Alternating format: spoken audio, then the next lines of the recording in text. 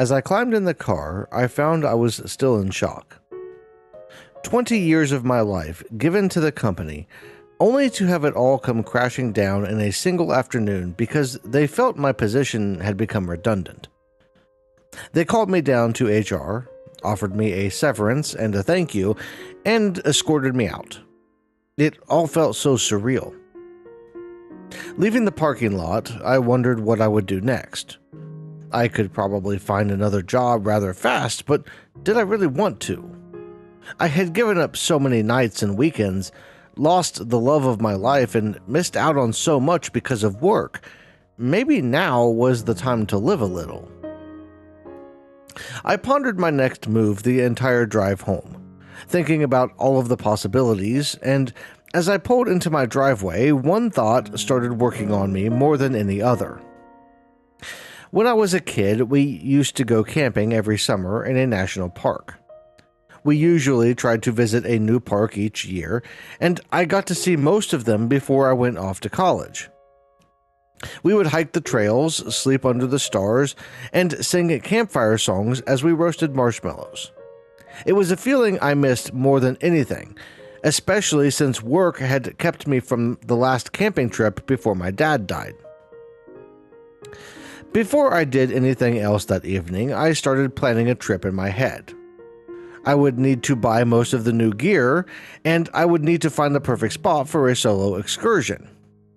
This was going to be my chance to reconnect with myself and decide what the next stage of my life would bring, so it had to be perfect.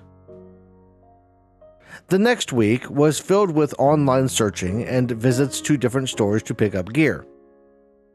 I found an easy-to-assemble tent that was just the right size, some super comfortable hiking boots, and a pack that would fit everything without weighing me down too much. As for location, I finally decided on the Great Smokey Mountains National Park in Tennessee. We had been there once when I was a teen, and there were a couple of trails that I wanted to revisit. It was early June, so the weather wouldn't be too much of an issue, and I set aside a couple of weeks to give myself plenty of time to sightsee and meander. Packing up the car, I set out early on a Monday morning, taking my time and stopping along the way to check out some of the more touristy spots along the drive, and I spent that night in a hotel before finishing the journey on Tuesday morning. After a quick lunch, I set out for my first hike early in the afternoon in what turned out to be perfect weather. The excitement of finally getting out and doing something for myself made the whole thing even better. Looking back, I should have known that it wouldn't last. Tuesday night was the first night of camping. The tent was a little harder to set up than I expected, and a brief but heavy rainfall prevented me from starting a fire to cook on. Ready to just get the day over with, I curled up in my sleeping bag and drifted off to sleep. Sometime in the middle of the night, I woke up to the sound of scratching outside the tent. Assuming it was a bear, I remained as still as I could and hoped it would give up when it couldn't reach the food that I had tied up high in the tree. I felt it rub against the back of the tent at one point, and I could hear it breathing just inches away. After what felt like an hour, it wandered off back to wherever it came from, and I was finally able to drift off into a restless sleep. The early sunrise on Wednesday wasn't as welcome as I had hoped it would be. I barely slept after the late-night disturbance, and I was on the verge of ending the trip entirely, but a nice cup of coffee and some powdered eggs over a fire helped my mood, and I decided to push on. I packed up camp and got back on the trail, ready to explore and see where the day would take me. Taking my time and only covering a couple of miles per hour, I soaked in all of the sights and sounds the forest had to offer. I couldn't help but think that the first night was nothing more than a fluke, as the morning gave way to another beautiful afternoon.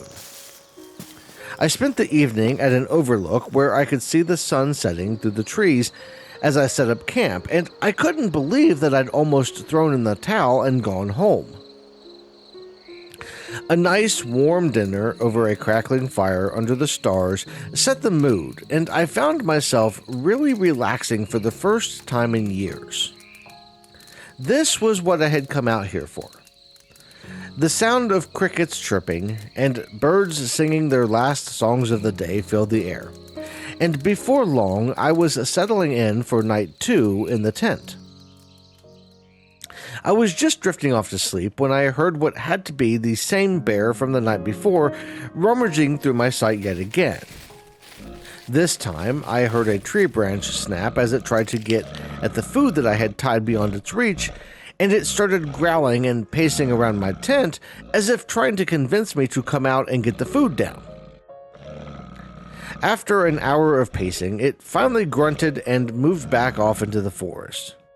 I listened for it, thinking that it might come back, but I was soon fast asleep. Thursday was a lot like Wednesday, except I was now thinking that the best course of action might be to leave the park and let a ranger know about the bear. It seemed to be getting more aggressive each night, and I was actually worried that it might do more than just pace around the tent if I stayed out there. This thought was pushed to the back of my mind, though, when I met a couple who'd been out on the trail since the prior week. They told me that they'd had a similar experience the first couple of nights they were out, but the animal stopped bothering them when it realized it wasn't going to get any food. With this reassurance, I decided to try one more night and see what happened. Hiking a few more miles, I set up camp near a small river where I thought that in the worst case, I would be safe from at least one side. As I ate dinner, the peace of the forest around me helped to keep my mind settled, but I couldn't help but think about how the previous night had started out as peaceful too. I tied my food up in a tree, tossing the rope over a branch that hung over the river to add more deterrence for anything that wanted to try and get at it, and with the camp secure, I climbed into my tent and started to relax. The sounds of the night helped me drift off to sleep quicker than I expected, and I dreamed I was back home in my cozy bed. The early morning sun on my tent woke me. Rubbing the sleep from my eyes, I started to feel some excitement as I realized the animal that had been visiting me had finally moved on. As I climbed out of my sleeping bag, I couldn't wait to get some breakfast and hit the trail again, but breakfast would have to wait. Unzipping my tent, I climbed out and realized right away that something was off. My bag of food was no longer hanging where I had left it, with the bag itself laying empty and neatly folded next to the fire ring. The food, however, was nowhere to be seen.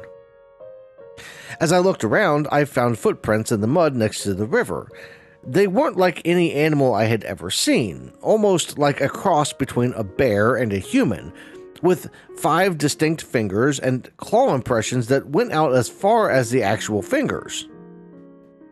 Placing my hand next to one of the prints, I found the print was much bigger, and I broke out in a cold sweat as I noticed another set of prints nearby.